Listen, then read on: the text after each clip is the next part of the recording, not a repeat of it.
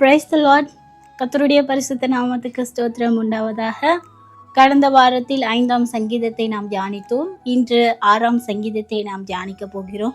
இந்த சங்கீதம் நெகினோத் என்னும் வாத்தியத்தில் செமினித் என்னும் ராகத்தில் வாசிக்கப்பட்ட தாவீதின் சங்கீதமாக இது இருக்கிறது. நெகினோத் என்பது உங்களுக்கு ஆல்ரெடி தெரியும், ஒரு இசை கருவி என்பது.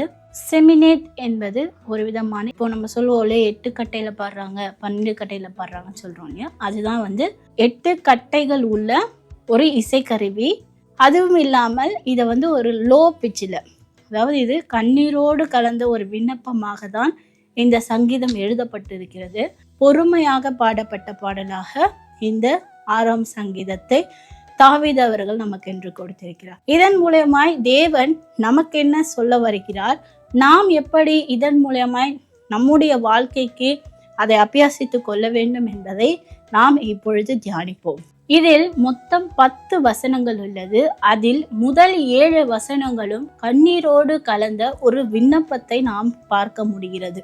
எப்படி என்றால், நாம் செய்த பாவங்களுக்காக தேவன் கடிந்து கொள்ளக்கூடாது என்பதையும், நமது வேண்டுதல்களை தேவன் கேட்க வேண்டும் என்பதற்காகவும். 2ஆம் வசனம் சொல்லுகிறது, நான் பலனற்று போனேன். அதாவது எவ்வளவோ காரியங்களுக்காக நாம விண்ணப்பம் பண்ணியிருப்போம், எவ்வளவோ காரியங்களுக்காக நாம முன்கால் எடுத்து வைத்திருப்போம். ஆனா அது எல்லாவற்றிலும் வெற்றிகரமாக நம்மளால் வாழ முடியாது. அது எல்லாவற்றையும் நினைக்கும் போது நம்மளுடைய மனமும் சரி, நம்மளுடைய ஆத்மாவும் சரி, நமது சரீரமும் சரி பலனற்று போனதாய் காணப்படும். அந்த பலனற்று போன நமது சரீரத்தையும் நமது ஆத்மாவையும் தேவன் உயிர்ப்பிக்க வல்லவராயிருக்கிறார். ஹல்லேலூயா.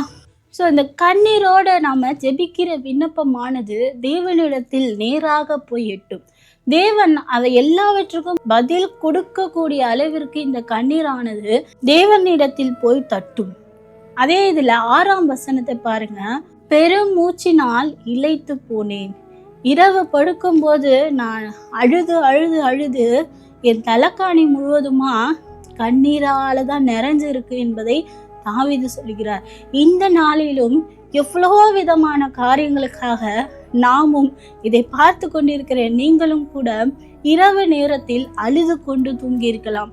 உறவுகளுக்காகவோ அல்லது நண்பர்களுக்காகவோ அல்லது வேலைக்காகவோ அல்லது பிள்ளைகளுக்காகவோ அல்லது படிப்பிற்காகவோ ஏதாவது ஒரு விதத்தில், ஏதாவது ஒரு வகையில், ஏதாவது ஒரு விஷயத்திற்காக நாம் அழுது கொண்டு, கடவுள் எனக்கு இதை செய்ய மாட்டாரா, அதை செய்ய மாட்டாரா என்ற ஒரு விண்ணப்பம் கலந்த ஒரு கண்ணீர் அந்த படுக்கை இரவு நேரத்தில் நமது தலையணையை நனைத்திருக்கும். இது அனைவருக்கும் நடந்திருக்க கூடும். இதை பார்த்து கொண்டிருக்கிற நீங்கள் அவ்வாறு இன்றைய நாளில் இந்த இரவு முழுவதுமாய் நான் அழுது கொண்டுதான் இருக்கிறேன் என்று நீங்கள் சொல்வீர்கள். ஆனால் உங்களை பார்த்துதான் இந்த சங்கீதம் வருகிறது.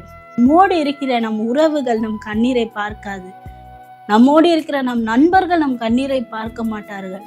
ஆனால் என் தேவனாகிய என் கர்த்தர் உங்கள் கண்ணீரை காண்கிறவராய் இருக்கிறார். இரவு நேரத்தில் நீங்கள் அழுகிற அழுகையை பார்க்கிறார். நீங்கள் வைக்கிற விண்ணப்பங்களை கேட்டுக்கொள்கிறார். நீங்கள் பேசியும் கேளாத தெய்வம் அல்ல. நீங்கள் பார்க்கக்கூடிய அளவிற்கு அவர் உங்கள் கண்களை திறந்திருக்கிறார். நீங்கள் பேசுங்க. உங்க விண்ணப்பங்கள் எதுவா இருந்தாலும் உங்க கண்ணீரோடு கலந்த விண்ணப்பங்களை அவரிடத்துல ஒப்பு கொடுங்க.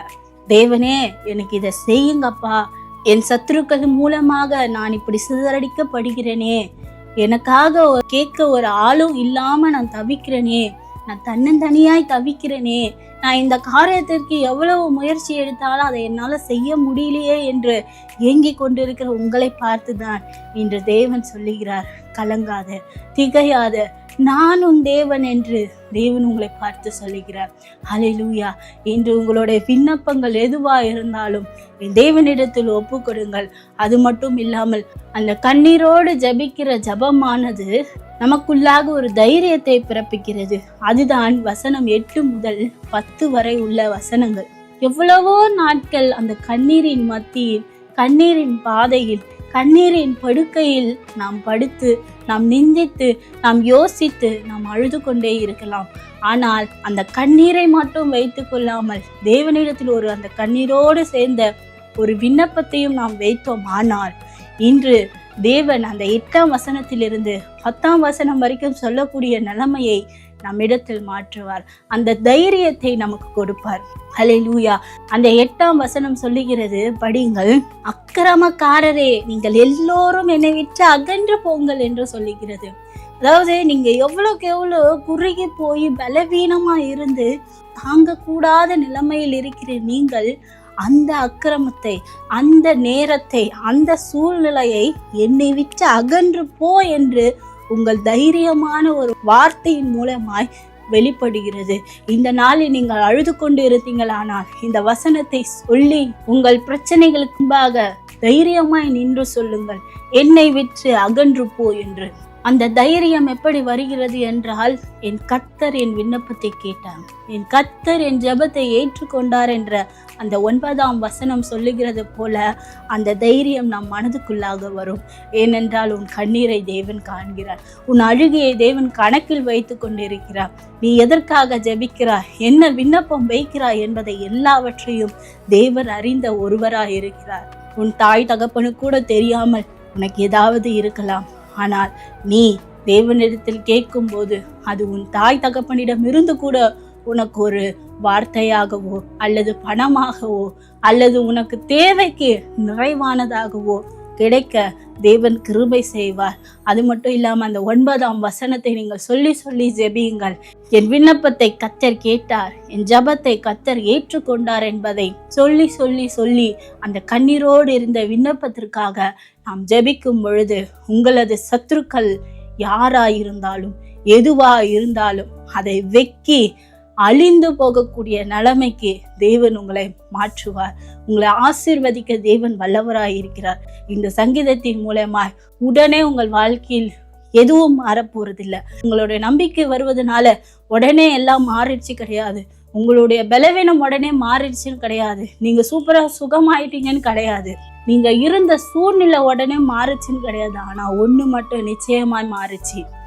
நீங்கள் சோர்ந்து போய் நம்பிக்கை இல்லாத தன்மையில் இருந்த உங்களை பலன் பெற்று உங்களுக்குள்ளாக ஒரு தைரியத்தை, ஒரு நம்பிக்கையை தேவன் இந்த நாளில் கொண்டு வந்திருக்கிறார்.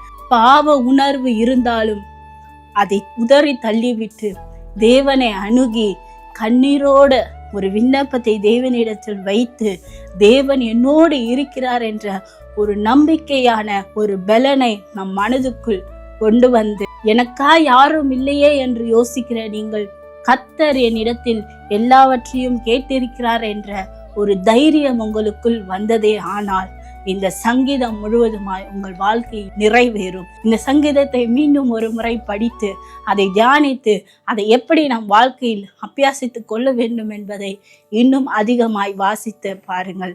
கர்த்தர் உங்களை ஆசீர்வதிப்பாராக. மீண்டும் அடுத்த வாரம் 7ஆம் சங்கீதத்துடன் உங்கள் அனைவரையும் சந்திக்கிறேன். நன்றி.